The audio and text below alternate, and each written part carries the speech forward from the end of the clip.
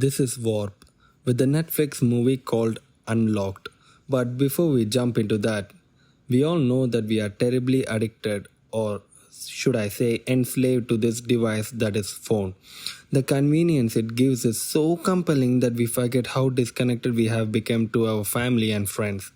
How we want to snap each and everything that we do, or how we want to show everyone that what we ate or where we are at, or how we look good or feel particularly bad about something. The moment we feel alone, we immediately reach to our smartphone through which we can do anything. Here, our main lead is a female who works part time at her dad's cafe and works full time elsewhere to meet ends.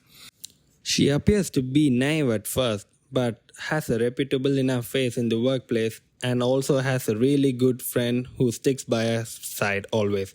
But it all turns upside down when her phone slips out of her pocket while riding the bus and a serial killer finds her phone. He can do anything with the phone, as everything about our main lead can be known as soon as he cracks the pin code. Yes, you probably guessed it. The psycho killer can hack too. Now, the movie revolves around how this affects our main female lead's life. How the psycho killer moves closer towards her, and while all this happens, a cop investigates a running case and finds his way to a possible attempt murder.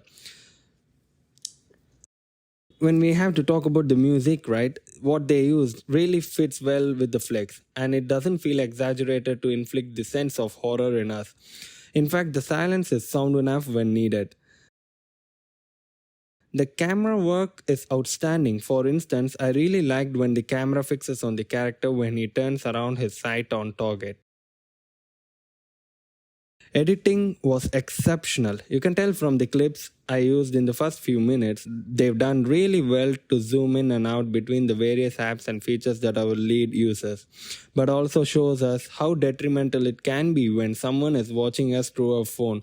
The way they use the phone's camera to show our female lead moving around and how the psycho killer sees her was something that it's gonna stick with us for a while. When we have to talk about the ending, it wasn't rushed. The movie is really well structured and it is visible. As me and my mom and my sister watched this, we felt the grit and emotions through us. The way this cast and team handled things worked really well, which is why this is a convincing thriller. Do give it a watch, as we really need to think on how we use the technology before it or someone uses us, which probably is the case now. But anyway, stay tuned for more. Bye bye.